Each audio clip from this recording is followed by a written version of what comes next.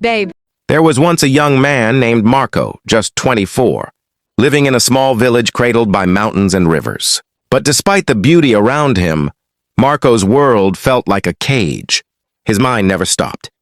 Thoughts attacked him like a storm, regrets from the past, fears of the future, voices telling him he wasn't enough. Every morning he woke up tired even though he had slept. Every night he stared at the ceiling, replaying old mistakes, old heartbreaks, old what-ifs.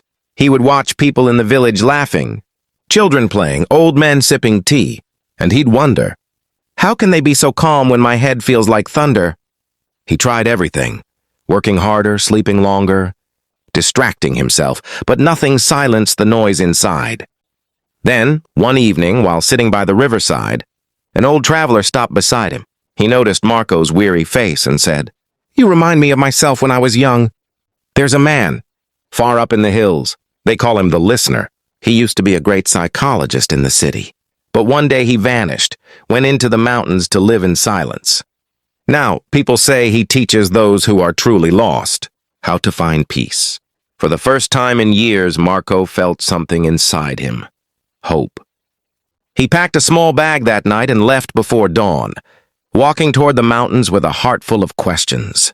Days passed. His shoes tore, his body ached, but he kept going. Finally, he reached a quiet village at the foot of the hills. There, hidden behind vines and flowers, stood a small wooden house. On its porch sat an old man, eyes closed, completely still, like a mountain that had forgotten how to move. Marco hesitated, then spoke softly. "Sir, my name is Marco. My mind is never quiet. It keeps shouting, keeps pulling me backward and forward. I want peace. Please teach me how to find it." The old man slowly opened his eyes and smiled. "Ah, peace. Everyone wants it, but very few understand what it really is. Come." He led Marco into his small yard and picked up a glass. He filled it with water all the way to the brim. Not even a single drop could fit. Then he handed it to Marco and said, "Walk through the village from here to the last tree you see and come back. But remember, if even one drop spills, you must start over." Marco blinked. "That's it? That's the task?" The old man just nodded. So Marco began his walk. The road was rough and narrow. Children ran around laughing. Merchants shouted prices. Dogs barked at carts rolling by. But Marco didn't look at any of them. He kept his eyes fixed on the trembling surface of the water. Every breath, every step, and slow and careful. People stared, curious. Some even mocked him. But he didn't care. His whole world had shrunk to that tiny glass in his hand. Minutes turned into an hour. Finally, sweating and shaking, he returned to the old man and said with pride, "I did it. Not a single drop spilled." The old man smiled gently. "Good. Now tell me, Marco, while you walked, did you see the children playing by the road?" Marco shook his head.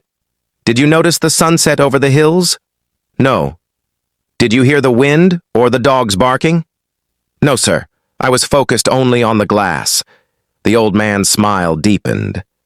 "And that, my boy, is peace." Marco frowned. "I don't understand." When your mind focuses only on what's in front of you, not yesterday, not tomorrow, not the noise of others, your thoughts stop fighting. That silence you felt while protecting the water, that's the silence you've been searching for all your life. For the first time, Marco realized his mind had been quiet. The voices were gone.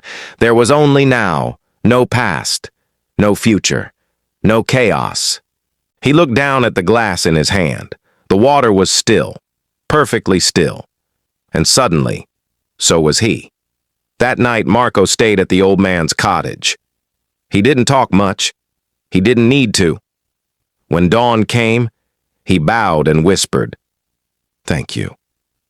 For the first time, I'm not running anymore.